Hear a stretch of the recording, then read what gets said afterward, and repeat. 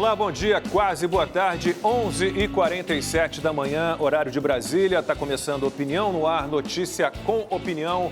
Hoje, 1º de março, é aniversário das cidades de Francisco Alves, no Paraná, do Rio de Janeiro e de Mundo Novo, na Bahia. Parabéns para essas e outras cidades que fazem aniversário hoje, que é o Dia Pan-Americano do Turismo. Bom dia, Amanda. Bom dia, Silvia. Bom dia, boa semana a todos. Bom dia, parabéns aos cariocas, né? Maioria nessa bancada, exatamente. né? Amanda, Lacombe, Rodrigo.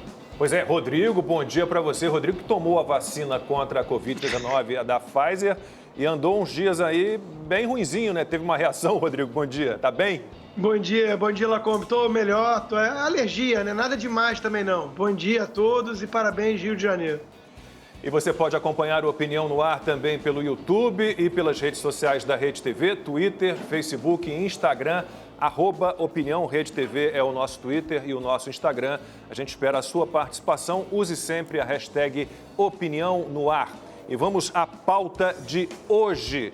A prisão do deputado Daniel Silveira completa 13 dias, o que o Conselho de Ética da Câmara deve decidir. E a PEC da impunidade será votada. O que esperar da Câmara dos Deputados na aprovação de reformas importantes para o país?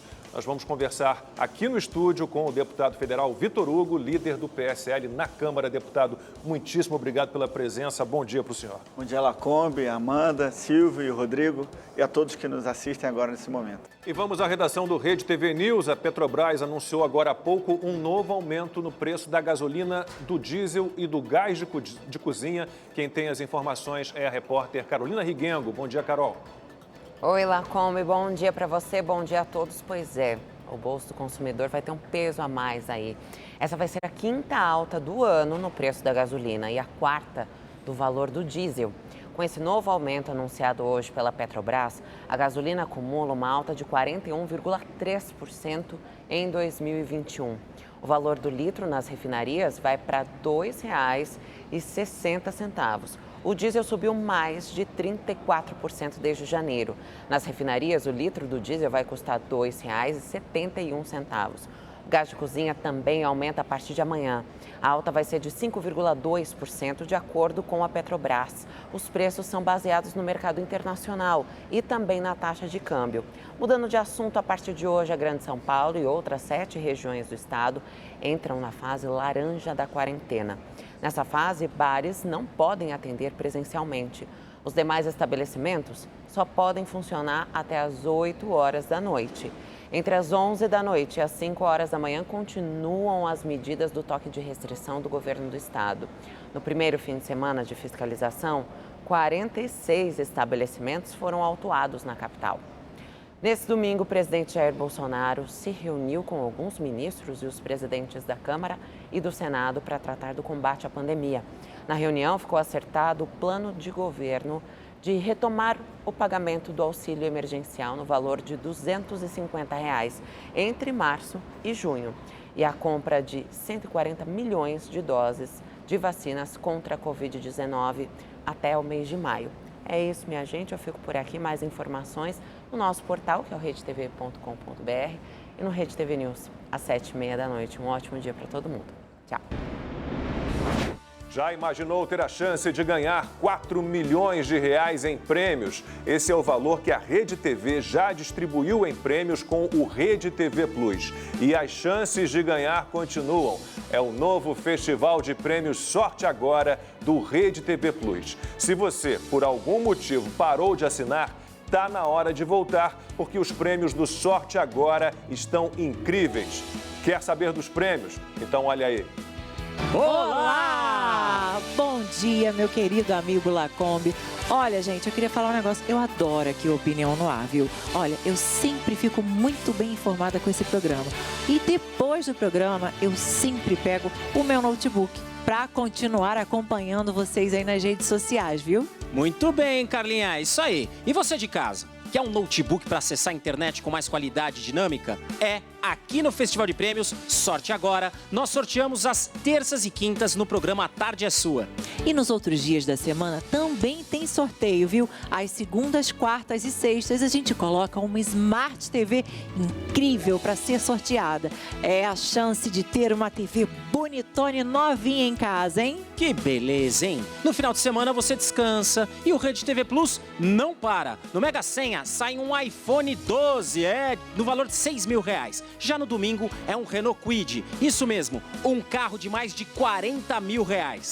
E tudo isso, gente, por menos de 75 centavos por dia.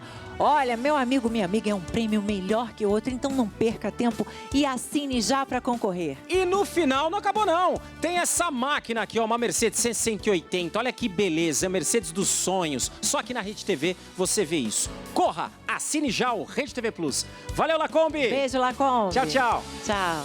11h58, horário de Brasília, Opinião no Ar de volta. Hoje recebendo aqui na bancada o deputado Vitor Hugo, deputado federal, líder do PSL na Câmara. A gente tem várias pautas, vários assuntos para tratar. Eu gostaria de começar pela prisão. O deputado Daniel Silveira, preso no dia 16 de fevereiro, quer dizer, 13 dias, né, já preso. Não sou eu que estou dizendo, é uma prisão inconstitucional, ilegal, vários juristas. É só ler com atenção ali o artigo 53 da Constituição. A gente não vai discutir o vídeo, o conteúdo do vídeo. Não era um crime inafiançável, mandado de prisão em flagrante também é outro absurdo. Só que, deputado, 364 colegas seus na Câmara dos Deputados votaram a favor da manutenção da prisão. Né? Como é que a gente explica esse comportamento, deputado? Mais uma vez, agradeço pela presença. Bom, uma honra estar aqui. Bom, realmente, para a gente foi muito ruim esse resultado, né? 364 a 130.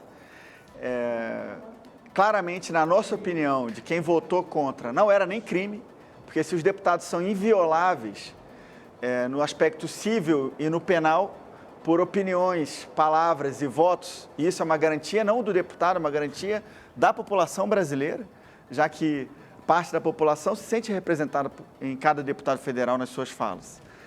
Então, se é inviolável, não é crime. Segundo, não havia flagrante, porque essa tese de que, estando na internet e sendo veiculados, né, um vídeo o tempo inteiro no YouTube, isso é um eterno flagrante, seria um crime permanente. É uma tese muito frágil juridicamente. E segundo, não era inafiançável. A outra tese também extremamente frágil é de que qualquer crime do Código Penal ou de qualquer lei penal extravagante se torna inafiançável porque presentes os pressupostos da decretação da prisão preventiva, é você tornar 80% dos crimes do Brasil inafiançáveis em tese.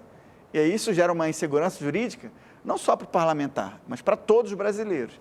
E os crimes inafiançáveis estão taxativamente previstos na Constituição. A gente está falando de tortura, racismo, ação de grupos armados contra a democracia, estamos falando de crimes hediondos. Esses crimes são efetivamente crimes inafiançáveis. Então, foi realmente uma decisão muito triste. A gente, lógico, respeita as maiorias formadas na Câmara dos Deputados, faz parte do processo legislativo ou do processo decisório da Câmara, mas não podemos deixar de expressar nosso descontentamento e, na nossa opinião, a Câmara se apequenou naquele momento, uma vez que aviltou uma das características principais da representação popular, que é as nossas imunidades, tanto formais quanto materiais. Mas, desculpa, o senhor consegue entender por que houve esse número tão alto, 364?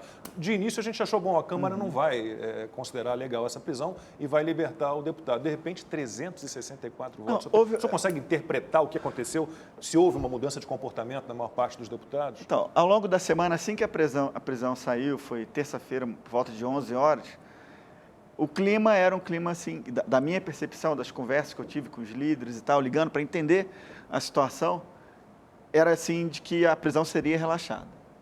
Mas muitos também não tinham assistido ao vídeo ainda. Depois, quando começaram a assistir o vídeo, eram 19 minutos, muitos começaram, na minha opinião, a confundir o conteúdo da fala, com a qual muitos, inclusive eu e o próprio Daniel, depois demonstrou arrependimento, então, acho que ninguém concordava com a forma e com o conteúdo da fala, mas muitos começaram a confundir ao longo do tempo o conteúdo em si com as imunidades, que eram aspectos, na minha visão do problema, diferentes. ele poderia, como será efetivamente julgado no Conselho de Ética, ele vai ter a oportunidade de se defender, mas ele certamente ou muito provavelmente será sancionado pelos pares em relação àquilo que ele falou. Mas isso não tem a ver com a imunidade formal e material. Então, mas eu vi essa mudança de temperatura ao longo do tempo.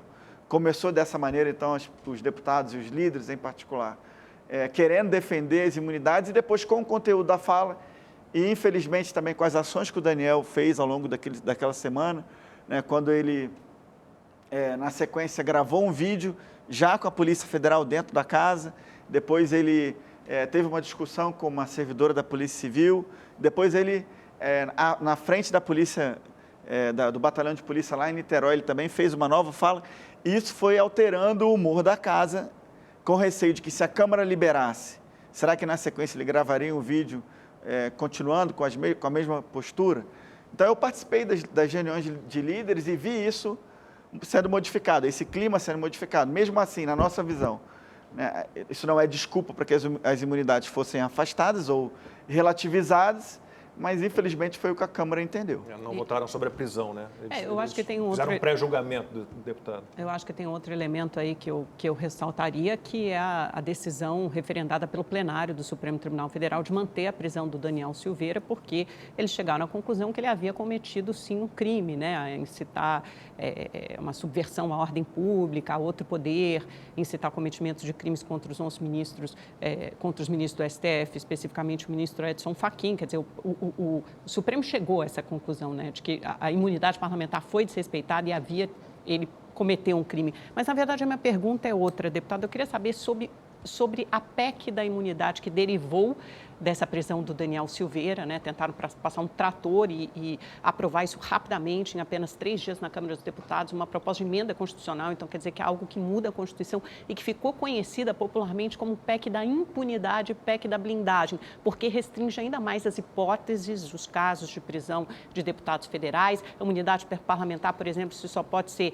julgado ali pelo Conselho de Ética. A gente sabe que o Conselho é muito moroso, é muito lento em julgar os seus pares. Eu queria saber a sua opinião sobre essa PEC da impunidade, como ficou apelidada. O senhor acha que o texto, como está, provavelmente vai ter que ser modificado, porque agora tem uma comissão especial, mas o que tem ali que deve ser aprovado, que deve passar, o que deve ser referendado, e o que é exagero, o que significaria simplesmente um salvo-conduto, uma carta branca aos parlamentares?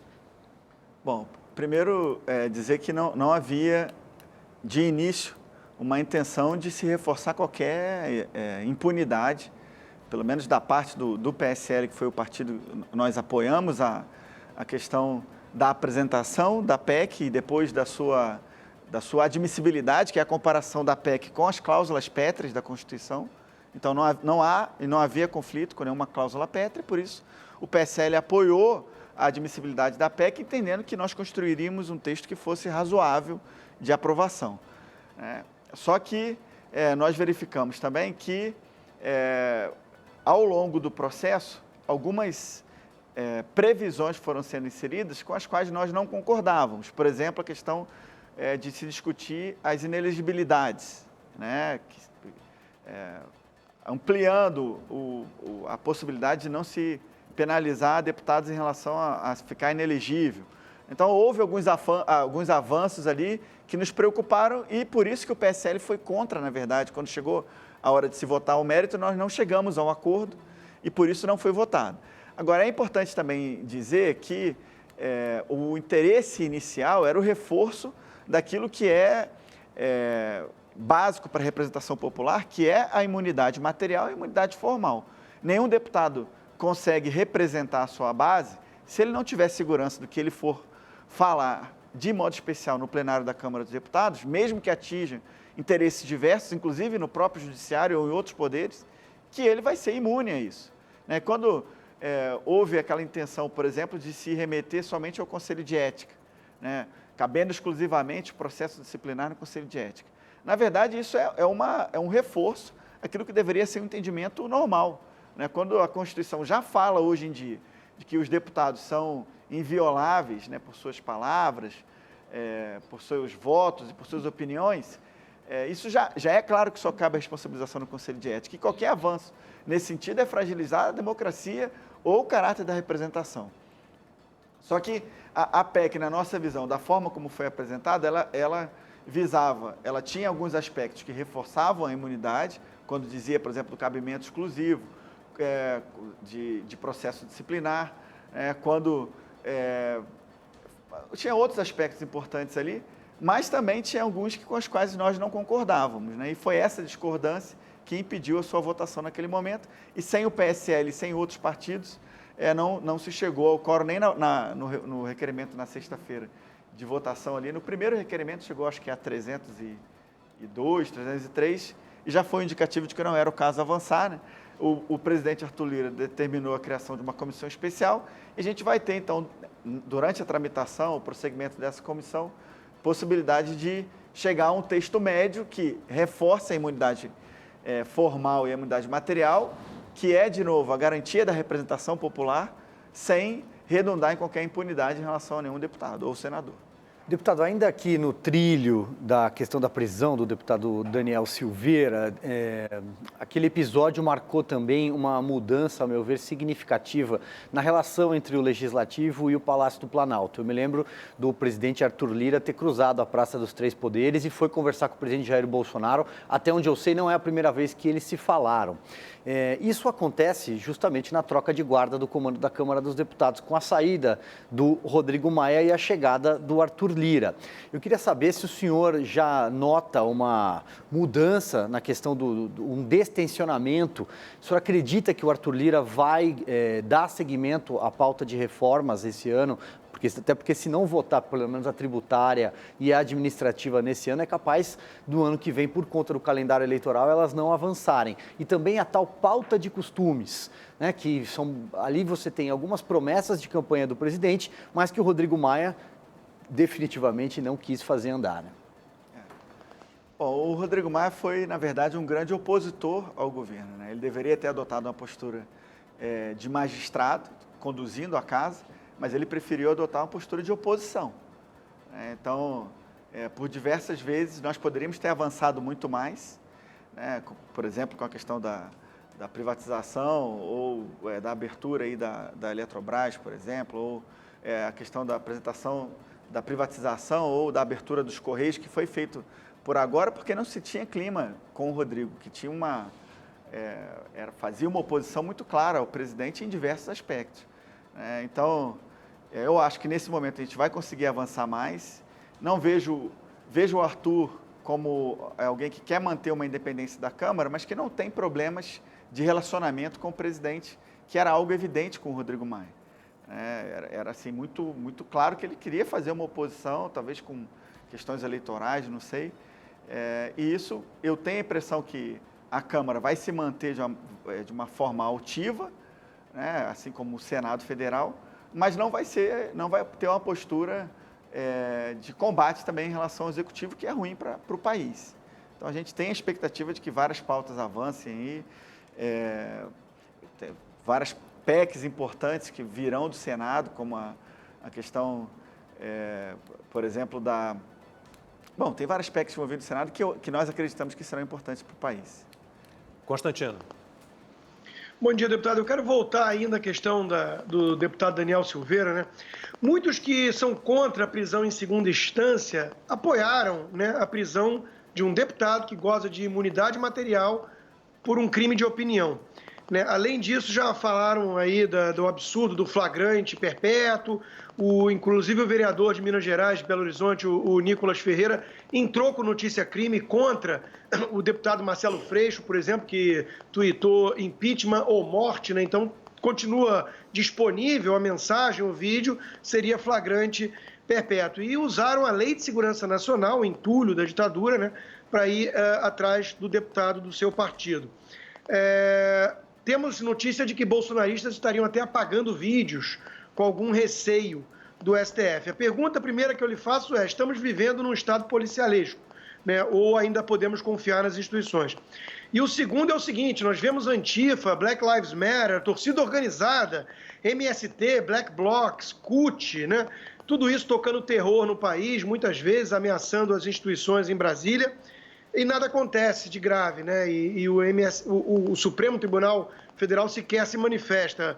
Há um duplo padrão aqui, deputado? Se o senhor se filiar a algum partido de extrema esquerda, seria o caminho mais sensato para se proteger do STF? Há um salvo-conduto para a esquerda comunista nesse país? Bom, a possibilidade de eu me filiar ao partido de extrema esquerda é nula, mas eu consigo entender o seu ponto. Eu acho assim que realmente, se a gente compreender, eu espero compreender a ação que o STF fez em relação ao Daniel como um ponto fora da curva, mas um ponto muito perigoso, na minha opinião, né? 11-0, né? Num claro movimento de diminuição das imunidades parlamentares, né? Se o parlamentar que representa a população, o povo, ou parcela do povo, não pode expressar as suas opiniões, ainda que as opiniões sejam inconvenientes a uma parcela da população, e isso é normal que aconteça, porque o parlamentar ele é obrigado a tomar um lado, tomar uma posição, às vezes de maneira até mais veemente, né? A existência da imunidade material e da imunidade formal é justamente para possibilitar que o parlamentar possa se expressar. E se ele é responsabilizado por essa fala, né, ou pelas falas, você, no fundo, mitiga a representação popular. Então, eu acho assim, bastante preocupante. A gente quer entender que isso tenha sido um ponto fora da curva, mas, na verdade, o STF também se coloca numa posição difícil, porque agora várias denúncias ou várias manifestações vão chegar para eles de campos diversos e nós todos vamos ver se a postura será a mesma, né? A gente vê manifestações aí nas redes sociais muito agressivas em relação ao presidente da República, em relação a próprios deputados, né? Ou só vai valer quando for para o Supremo Tribunal Federal, né? Então, nós não queremos transformar o Brasil nessa caça às bruxas, mas também não podemos ter 2 pesos e 2 medidas. Porque a gente tem um atropelo à Constituição Federal, o que é gravíssimo, e temos esse atropelo, como disse Constantino, ele está voltado só para um lado, né? Então, ele só atinge um lado, ele só atropela um grupo. E aí, na censura a veículos de comunicação, banimento de redes sociais, né? Diga, Constantino. Não, é exatamente esse o ponto, né? Porque o deputado disse que espera que seja um ponto fora da curva, todos nós esperamos, mas é que já são alguns pontos fora da curva, né? O inquérito do fim do mundo mesmo, esse final de semana o ministro Dias Toffoli deu uma entrevista dizendo que vai ficar valendo enquanto for necessário. Isso já produziu busca e apreensão a deputados, prisão de jornalista e não apresenta nenhum tipo de prova material de algum tipo de conspiração, pelo contrário, né? Fica só no gogó, só no blá blá blá. Então, é um clima de estado policialesco. As pessoas estão começando a ficar com medo desses 11 ministros, né? Que podem tudo, pelo visto.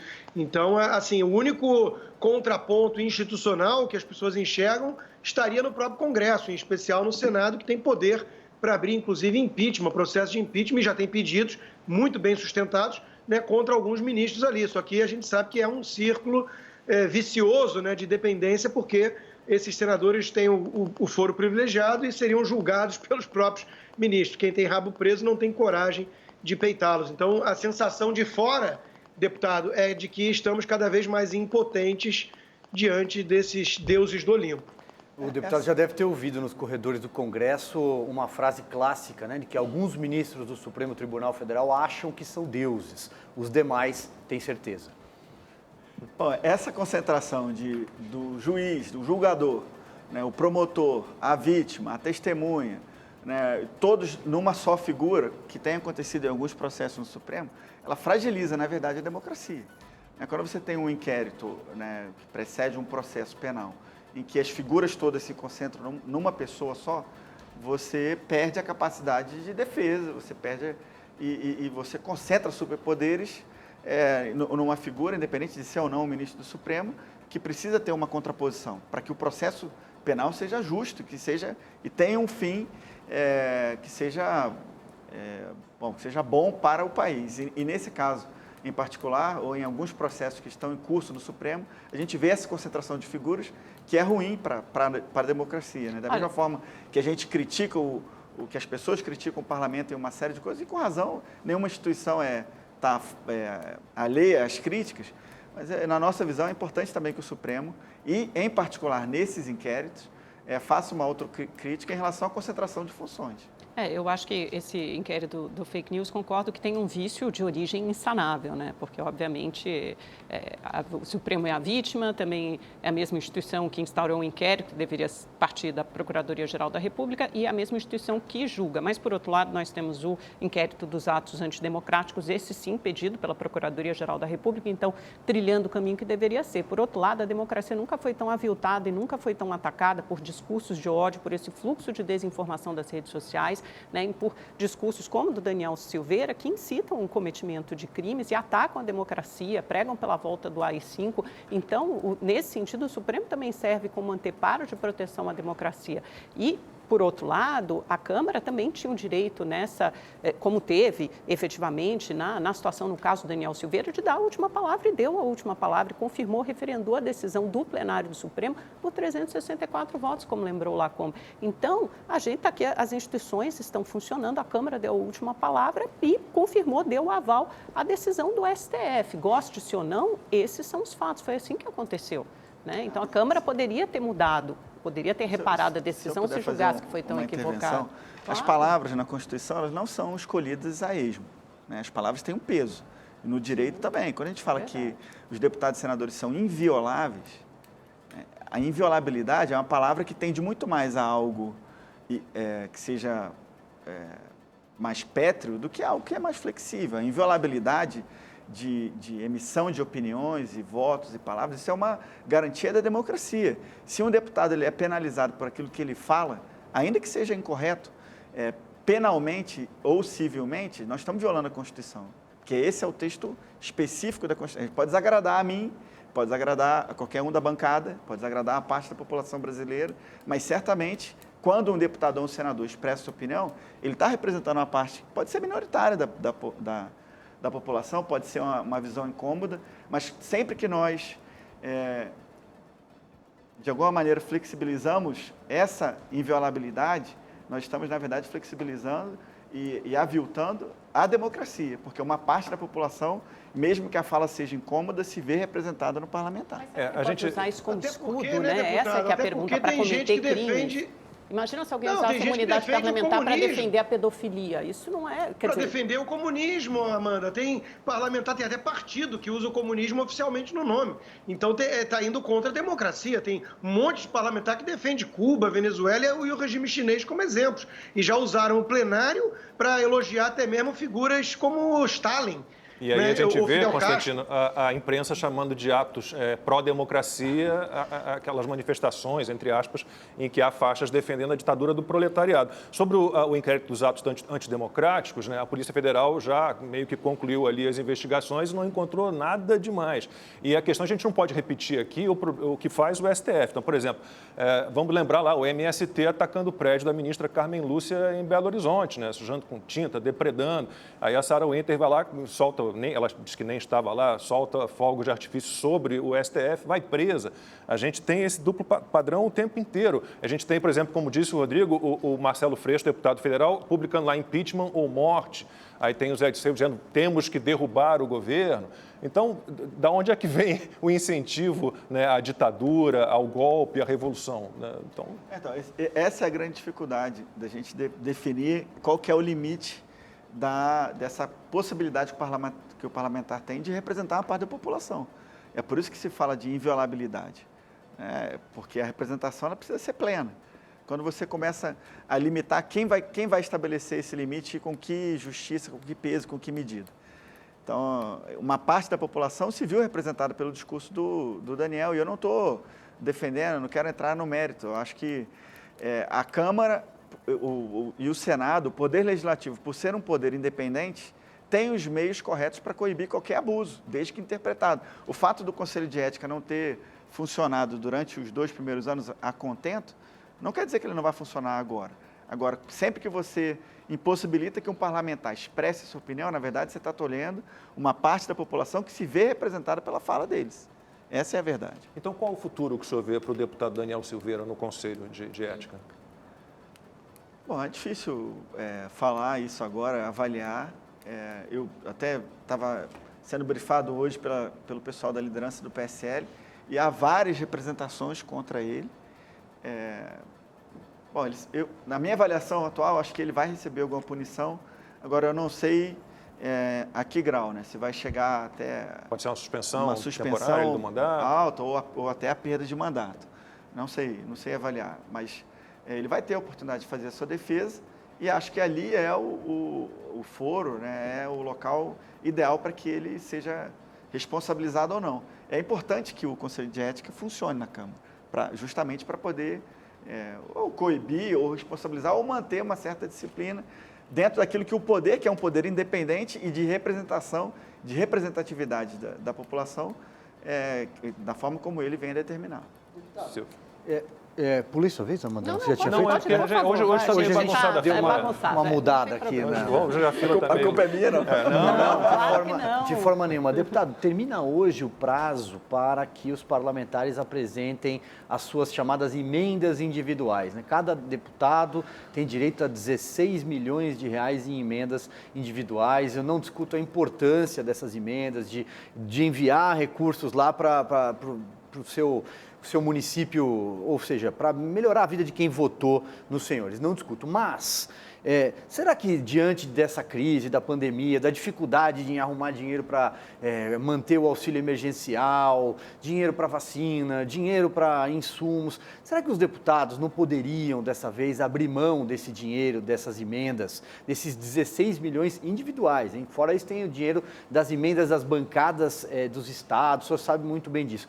Nesse ano, não abrir mão disso, em vez de fazer um ginásio de esportes, fazer uma praça, melhorar uma praça, não mandar o dinheiro para a saúde, não abrir mão de parte dos salários, dos benefícios. Teve deputados que mantiveram lá os seus 85 assessores no Distrito Federal. Tem um caso clássico de um deputado, por exemplo, tem 85 assessores durante a pandemia, deputados que gastaram dinheiro com passagem aérea, com combustível, sendo que não tinha nem votação.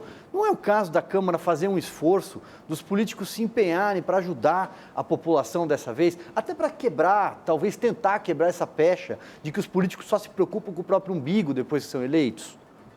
Bom, eu entendo a sua crítica, mas primeiro metade das emendas individuais já são para a saúde. Mas esse dinheiro vai para outra coisa, né? Vai para ajudar a Santa Casa, compra de ambulância, não que não seja importante, mas estou dizendo, vamos mandar para a pandemia. Bom, é uma tese interessante que você está falando, mas metade das emendas individuais já são para a saúde. E é lógico que cada deputado tem sensibilidade nesse momento de enviar para algo que seja determinante. Não só pelo aspecto político individual, do dividendo político que ele vai ter, né? Se um deputado ou um senador hoje não entender que o principal problema que a gente está enfrentando é a pandemia, ele certamente não vai voltar na próxima, né? Porque ele não vai ter aprovação eleitoral, não vai ter para poder voltar. Mas só que as necessidades do país também não terminam só na pandemia. 50% das emendas, ou seja, 8 milhões são voltados para a saúde e é muito provável que ele vá, que reforçando a rede de saúde municipal, estadual ou até mesmo federal no estado, ele vai estar ajudando também na solução da pandemia. E a outra metade das individuais porque os problemas nacionais não terminam só com a pandemia. Nós temos, inclusive, problemas em outras áreas que são decorrentes da pandemia também, problemas na segurança pública, em outras áreas. Então, assim, eu entendo o seu ponto de vista, mas eu acho que as emendas parlamentares, elas não são fruto somente de uma preocupação eleitoral. Ela é fruto se nós partimos do princípio que o deputado foi eleito e ele representa efetivamente uma parcela da população, e mais que ele vai às bases, que ele conversa com as pessoas, ele é como se fosse uma lupa, na verdade, na ponta da linha para iluminar um problema ou outro mais premente naquele momento, e se ele for um deputado ou um parlamentar eficiente, ele vai fazer isso e vai mandar recursos para algo que muitas vezes a administração central em Brasília não conseguiria mandar, simplesmente porque não tem pessoas na ponta da linha para identificar. Então, eu entendo o seu ponto de vista, mas eu acho que as emendas parlamentares são instrumentos importantes de aproximação. Não é só uma questão eleitoral, do tipo, o deputado atende a um aspecto eleitoral e tem um benefício político. Se ele for um deputado eficiente, um senador eficiente, ele vai dialogar com as pessoas e vai identificar problemas que são críticos, relacionados nesse momento de pandemia ou não à saúde, e vai colocar um recurso para resolver aquilo. Então, eu acho que é um instrumento importante da democracia. Muitas vezes eu vou aos ministérios, por exemplo, e mesmo de um governo que eu apoio 100%, que é o do nosso presidente, mas os ministérios não têm a capilaridade que escritório parlamentar vai ter. Né? Hoje, na Câmara, a gente não tem, o máximo são 25 ou 24 assessores, não são 80. Existe um limite em reais para se distribuir isso. E essa possibilidade de representação na ponta da linha... Teve mais de 80. O deputado Exalci Lucas, por exemplo, tem isso aí, foi fartamente divulgado, inclusive. Não, é senador, né? Exalci. Senador, desculpa. Eu não sei como funciona no Senado, pode ser que seja algo maior. Agora, na Câmara dos Deputados, o limite são 25 e tem um valor, ou 24, e tem um valor máximo da soma. Então, você pode colocar, sei lá, de repente, 10 assessores ganhando, acho que o valor deve ser 105 mil ou 108, por aí. E você pode colocar 10 recebendo, sei lá, 10 mil e pouco, ou pode variar isso até um limite de 25.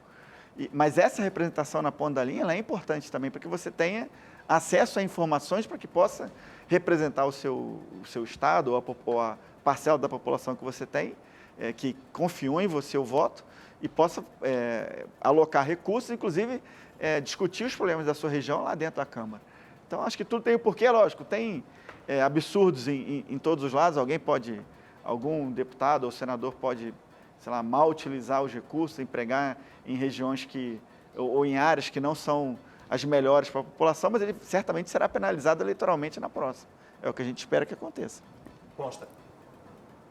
Pois é, deputado, pegando um gancho nisso, né, de que não existe apenas a pandemia e longe de mim menosprezar o impacto da pandemia, né, mas uma rápida busca, né, em sites de pesquisa, a gente encontra aqui, faltam leitos nas UTIs de Joinville, matéria de 2012. Falta de leitos em UTI, caos nas emergências é destaque no Fantástico, matéria de 2016. Falta de leitos na UTI expõe problemas de estrutura e atendimentos na região de Campinas, 2017. Né? Falta de leitos em UTIs preocupa pacientes em todo o país, matéria de 2015. E, de repente, a gente abre os jornais hoje e só fala nisso, né? E todos apontando os dedos para o governo federal, né, na narrativa. E esquece, inclusive, de a remessa toda de recursos bilionários feitas aos estados e municípios pelo governo federal, que foi o que lhe coube pelo próprio STF. Esquecem dos hospitais de campanha. Né? Na sua visão, deputado, a imprensa e o papel em geral da imprensa nessa pandemia tem sido justo ou tem perseguido sobremaneira o presidente? Bom, assim, primeiro é importante ressaltar que a imprensa é importantíssima, na minha visão, para dar luz a problemas que, né, se a imprensa não existisse, a gente não conseguiria, a população, de modo geral, não teria acesso, né, às informações e à atualidade do problema. Mas eu também consigo enxergar em uma parcela da imprensa uma vontade muito clara de fazer uma oposição assim, proposital, né, ao governo Bolsonaro por uma série de aspectos, e isso é ruim. Né? Quando a gente vê essa questão de tudo que o governo federal, por exemplo, investiu para transferiu para estados e municípios para ajudar no combate à Covid, né, uma descentralização de recursos não vista em nenhum outro governo. O presidente já tinha essa vontade de descentralizar recursos quando apresentou as ideias da revisão ali do Pacto Federativo e tal. A ideia era descentralizar 450 bilhões de reais em 10, 15 anos. Imagina o que é isso, é uma abertura de poder, né? Você está abrindo mão de poder, porque recursos, orçamento é poder no fim das contas, dividendos eleitorais, que o presidente Bolsonaro abriria a mão e está correndo aí no Senado, né, deve chegar para a Câmara em algum momento.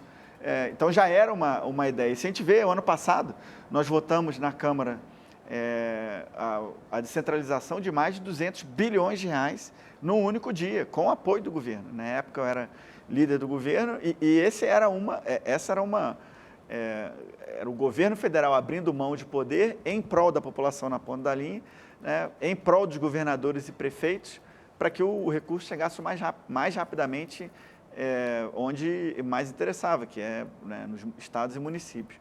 E isso foi feito não só com o apoio do governo, com o estímulo do governo. E isso é uma parte só daquilo que o presidente e o ministro Paulo Guedes querem fazer em termos de descentralização. Então, eu acho que a imprensa, logicamente, tem um papel importantíssimo, mas tem uma parte da imprensa, na minha visão, que faz uma oposição sistemática ao governo, sem reconhecer em vários momentos que o governo tem feito ações, o governo federal de modo particular, feito ações importantíssimas para salvar vidas, para preservar os empregos. Toda vez que o presidente dá uma ênfase ao aspecto econômico, né, dá uma ênfase, é porque, no fundo, uma coisa retroalimenta a outra. Você não pode ter só a preocupação sanitária de um lado, se esquecendo da preocupação econômica, porque um problema agrava o outro. Né? E eu entendo, então, a preocupação do presidente e dos ministros nesse sentido. Aumenta a pobreza, a expectativa de vida inevitavelmente cai. Eu vou pedir licença ao senhor para voltar ao assunto da prisão do Daniel Silveira para fazer aqui a pergunta de um espectador nosso, Rodrigo Diniz, chegou pelo Twitter, né? E é uma pergunta delicada. Ele quer saber como é que o senhor vê a inércia do Senado Federal no caso Daniel Silveira. Se o senhor acredita que a teoria dos freios e contrapesos não está sendo violada, lembrando que é o Senado, tem lá alguns pedidos no Senado para análise de impeachment de juízes do Supremo Tribunal Federal e isso não é votado, não é analisado? Bom, a gente já teve no Brasil impeachment de presidentes, né? Nós já tivemos e nunca tivemos nem apreciado o impeachment, ou pelo menos a hipótese, a possibilidade de impeachment de um ministro do Supremo. Não estou dizendo que isso seja a solução, mas eu acho que para que realmente haja um balanceamento, né, entre os poderes, para que esses check and balances, né, esses freios e contrapesos, para que um poder não se sobressaia em relação aos outros, acho que é importante que todas as hipóteses sejam colocadas na mesa. E o Senado Federal tem um papel importante nesse sentido, para que nenhum poder se sobreponha ao outro. Acho que cada poder tem um papel importante, o Poder Judiciário em particular, por causa da sua perenidade, por causa da inércia do Poder Judiciário, e, né, aquela ideia de que ele só vai agir quando provocado, mas quando agir, vai agir de uma maneira determinante. E por isso o Senado tem um papel muito importante. Então, eu não vou falar em tese aqui, eu não conheço as provocações que foram feitas, e provocações no sentido formal, né, as denúncias que foram feitas, mas eu acho bastante relevante, importante que a população, né, cada vez mais se intere e que o Senado tome uma postura republicana de, pelo menos, apreciar a viabilidade para que os poderes se equilibrem. Deputado, o senhor falou agora, recentemente, que o principal problema do Brasil é a pandemia, o que o deputado que não entender isso não vai voltar. Se a gente estender isso para o presidente Bolsonaro, será que a gente consegue fazer a mesma afirmação? Porque ele continua no momento mais grave da pandemia, promovendo aglomerações sem usar máscara, criticando quem usa máscara, né?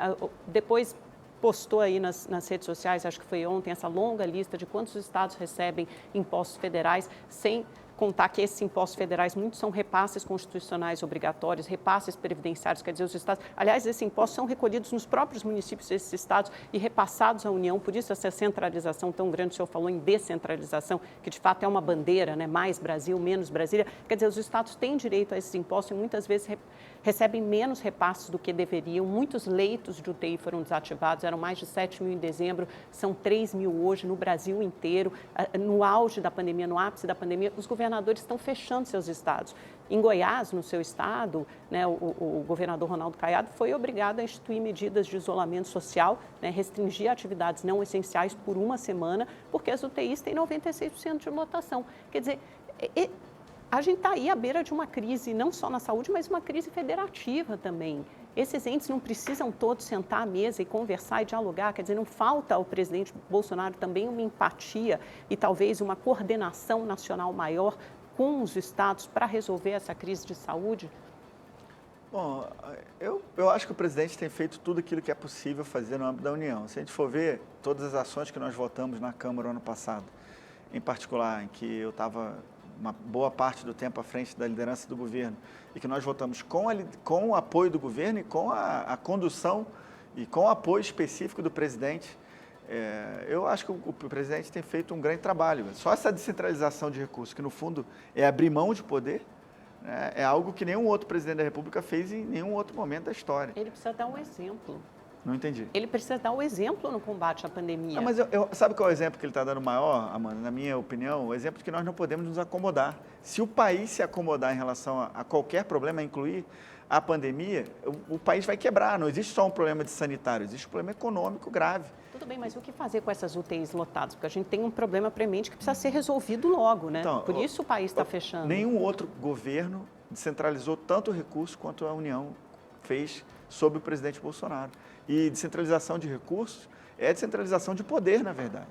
E ele mandou recurso independente se o governador ou os prefeitos eram opositores a ele ou não. Isso não foi um critério a ser levado em consideração. Vocês aprovaram um orçamento de guerra, né? Então, mas com apoio do governo federal, Sim. e com apoio o presidente estimulando isso, querendo diminuir Brasília e aumentar o Brasil. Quantas outras medidas foram aprovadas com apoio do governo federal para mitigar os impactos da crise na ponta da linha? Agora, é lógico que o presidente ele tem uma visão do país que não se restringe somente à questão sanitária, a questão econômica, que pode vir a matar milhões e milhões de brasileiros também, é uma preocupação. E o presidente tem uma maneira muito particular de se expressar, de defender, às vezes colocando a própria vida dele. Ele tem mais de 60 anos de idade, em risco, em prol de dizer, a gente não tem como ficar parado em casa. Nós temos que trabalhar aquelas pessoas que não fazem parte do grupo de risco, nós temos que continuar, porque se o país parar completamente, o país não vai ter recursos para salvar as vidas das pessoas que são mais vulneráveis.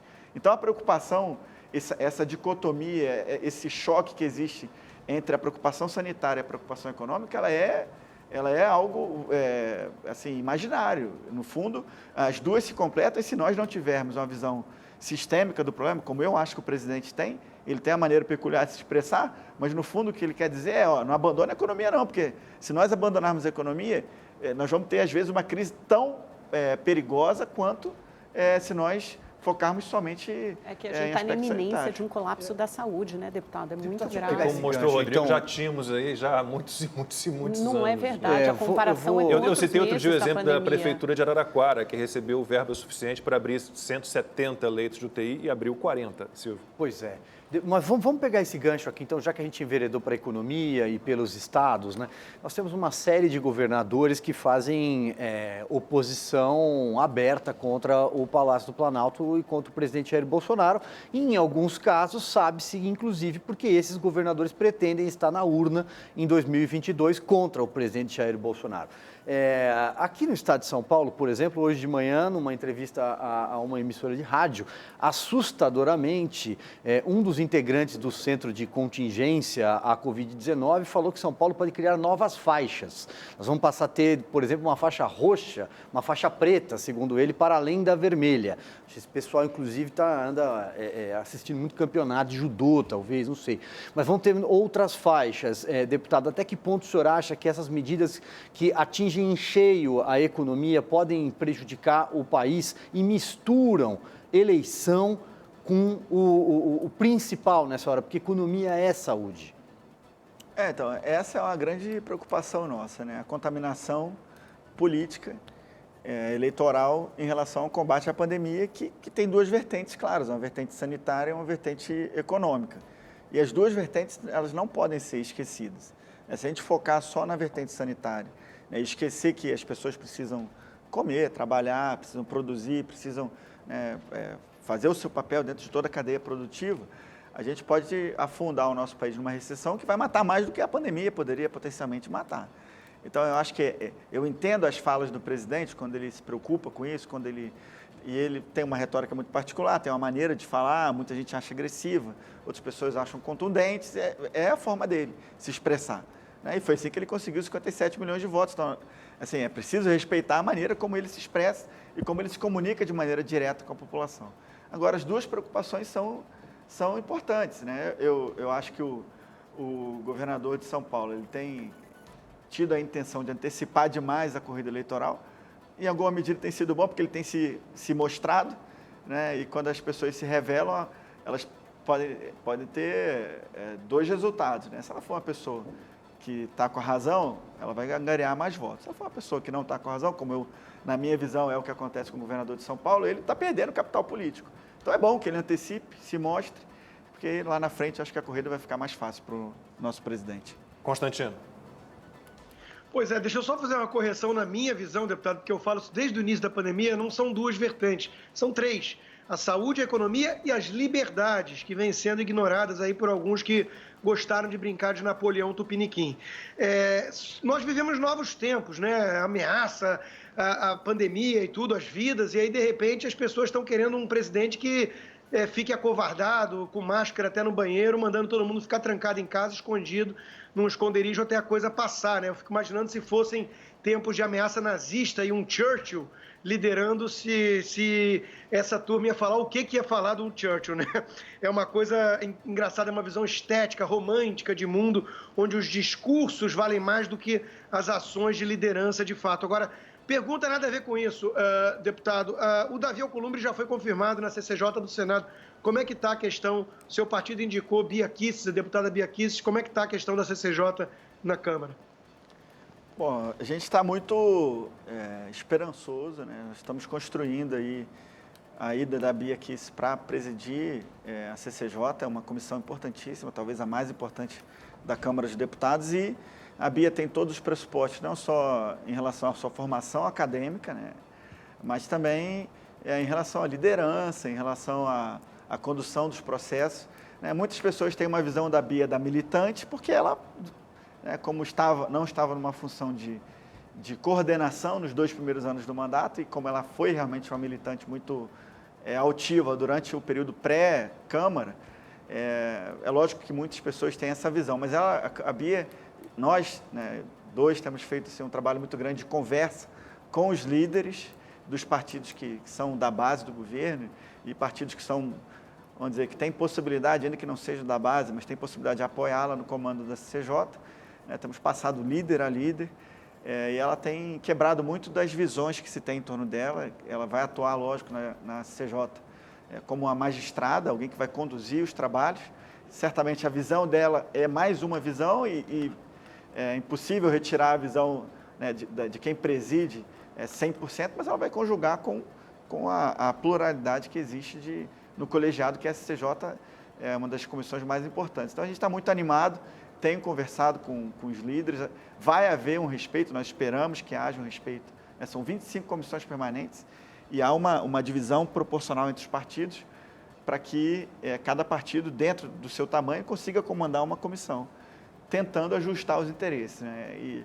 Então, a princípio, isso já está resguardado, nós temos o compromisso do presidente Arthur Lira de preservar para que o PSL também não queira ir em outra comissão e apresente um candidato avulso. Isso vai impedir que se respeite a proporcionalidade. Então, nós estamos animados e queremos ver a Bia Kicis aí comandando a CCJ nesse ano. Vai ser importante para o país ter alguém tão preparado à frente de uma comissão tão importante. A gente retoma aqui a conversa em 15 segundos. Esse ainda vira rei no final, acredita? Você prevê o futuro ou tá me dando spoiler? Não, meu amor, é que eu fui numa cartomante que me falou o futuro da série. A cartomante. Com Sky, a gente se diverte junto, mesmo separado. Recargas a partir de R$14,90. Ligue 0800 940 2362. Estamos de volta. Rodrigo Constantino puxou uma pergunta sobre a deputada Bia Kicis, de quem eu gosto muito, tem todo o meu apoio, torço muito para que ela consiga comandar aí a CCJ. E será que com a deputada Bia Kicis na CCJ, aí eu vou fazer uma pergunta aqui, vou voltar ao STF, só me desculpa. Não, espero que nenhum de nós corra nenhum risco com isso. Ismael Nogueira, pelo Twitter, pergunta o seguinte: quando será colocada em votação a PEC 159, que volta a fixar em 70 anos a idade para a aposentadoria compulsória dos ministros do Supremo Tribunal Federal, dos Tribunais Superiores, do Tribunal de Contas da União? Essa é uma pergunta difícil porque ela trabalha com um aspecto temporal, né? Quando será votado? É difícil falar, mas eu particularmente sou a favor de que a gente tenha, até para que tenha uma renovação, né, natural no Supremo, que a gente diminua a idade. Quanto mais se for possível que a gente renove o Supremo Tribunal Federal, acho que mais representativo. Tempo de mandato fixo? Poderia ser uma alternativa? Eu acho que tudo isso também aconteceu muito por causa daquela PEC da Bengala, né, que esticou a idade. Eu acho que o mandato fixo, um tempo, talvez 15 anos, fosse algo importante, um máximo de 15 anos, né? Teria que se discutir a questão da aposentadoria, como é que se daria, mas acho que isso é supérfluo em relação a todos os benefícios que se teria para o país. Você vê, às vezes, alguém ficar 30, 35 anos no Supremo e o país sujeito a uma mesma visão. Eu acho que é importante que houvesse esse rodízio e talvez 15 anos fosse uma medida boa, né, de permanência lá. Deputado, queria perguntar ao senhor sobre o PSL, né? O senhor é líder do partido, já foi líder do governo na Câmara, a gente sabe que é um partido cindido desde que o presidente Bolsonaro saiu. Queria saber qual a situação do PSL agora, como é que está essa divisão no partido. O presidente Luciano Bivar também é de outro grupo político, né? Não do seu, não do presidente da República. E qual deve ser o futuro do PSL, por exemplo, nas próximas eleições? Porque aí você tem a possibilidade concreta real do presidente Bolsonaro ir para outro partido como Patriotas, por exemplo. Os bolsonaristas do PSL seguiriam o presidente? Como é que está e como é que fica? Bom, essa questão, Amanda, de seguir ou não o partido do presidente, porque hoje o governo tem uma base, é possível também que vários deputados de outros partidos apoiem o presidente e sejam apoiados por ele na próxima eleição, né? Agora, até porque a base do presidente hoje é uma base bastante ampla. Mas é lógico que estar no partido do presidente representa não só um apoio mais direto, como também uma ligação mais clara com o presidente. A gente está esperando também qual a definição que o próprio Bolsonaro vai tomar em termos de partido. Ele tem ouvido os deputados, ele já falou que ele não vai anunciar nenhuma decisão sem antes conversar com os deputados do PSL, que foram a base dele, tem sido a base mais fiel ao longo do tempo. Agora é prematuro dizer, primeiro, para onde o presidente vai, né, e segundo, como vai ser a nossa atuação. O que nós temos nesse momento dentro do PSL, acho que a minha chegada à liderança do PSL foi meio assim, como na guerra né? Às vezes as coisas acontecem de uma maneira meio forçada, porque foi assim que aconteceu, mas com uma ideia muito clara de pacificação, né? Nós fizemos um acordo ali com o presidente Bivar, um acordo que está se mantendo, né, em relação a presidências de comissão, em relação à primeira secretaria da Câmara, que, na nossa visão, garante a estabilidade do partido até o ano que vem e também garante a estabilidade para que o presidente decida com tranquilidade para onde ele quer ir. E eu imagino que uma grande parte do partido vá acompanhar o presidente, seja lá para qual partido ele for.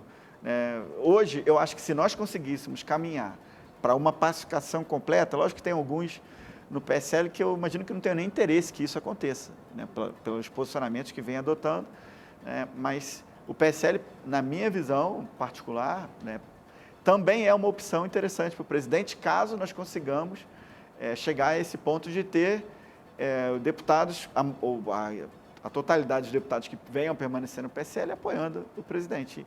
E eu acho que isso não está tão difícil de acontecer, porque são poucos, embora tenha havido um rastro naquele momento e ficou mais ou menos metade a metade, no fundo, uma grande parte dos deputados que ficaram do outro lado nunca votaram contra o governo e nunca fizeram manifestações que fossem contrárias ao presidente Bolsonaro. Existe ali talvez 6 ou 7 deputados que ficaram realmente muito avessos, que talvez eles mesmos